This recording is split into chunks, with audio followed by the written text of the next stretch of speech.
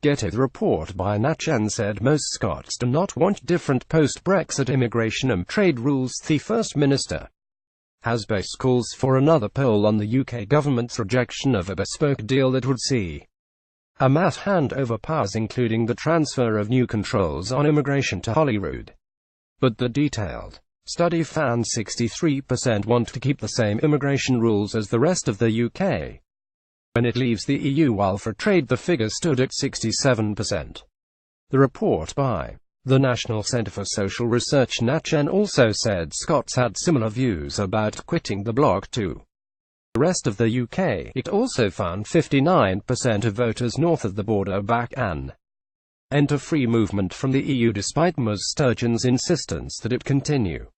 This compares to 64% of voters across Britain as a whole. The survey, based on interviews with 859 Scots between the 28th of September and October 29, 2017, was published as a new rulesThe over the UK government's flagship Brexit bill. Plans to amend the European Union Withdrawal Bill have been stalled, despite Scottish Secretary David Mundell telling MPs last month this would happen during next week's Commons report stage.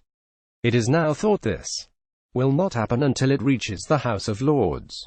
Scottish and Welsh ministers are locked in constitutional standoff with Whitehall over Clause 11 of the bill, which establishes that powers repatriated from the EU will be returned to Westminster before some are devolved.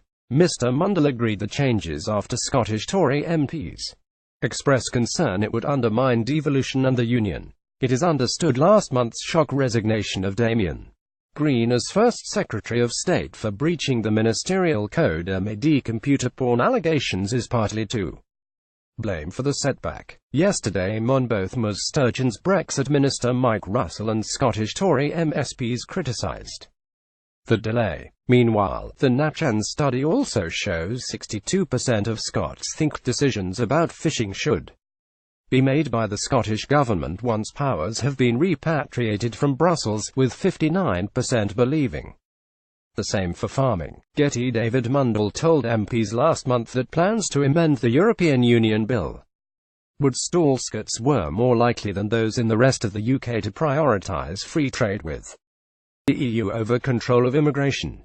63% of Scottish voters were willing to accept free movement in return for free trade, compared with just 53% across Britain as a whole. More than two-thirds, 69%, think the UK government is Brexit negotiations badly, up from 57% last February, while 55% think the EU is handling the talks badly, up from 44%. Report author Professor Sir John Curtis, Senior Research Fellow at NatCen, said both governments may need to do some rethinking on post-Brexit plans. He added equally, the Scottish government appears to have made little headway in persuading voters that Scotland should have a closer relationship with the EU post-Brexit. Sunday, April 9, 2017. Men. The colour of the tie is the most difficult decision they have to make every day. Most still think the rules on EU trade and immigration should be the same in Scotland as in the rest of the UK. Scottish Tory Deputy Leader Jackson Carlaw said the survey showed Ms Sturgeon was out of touch.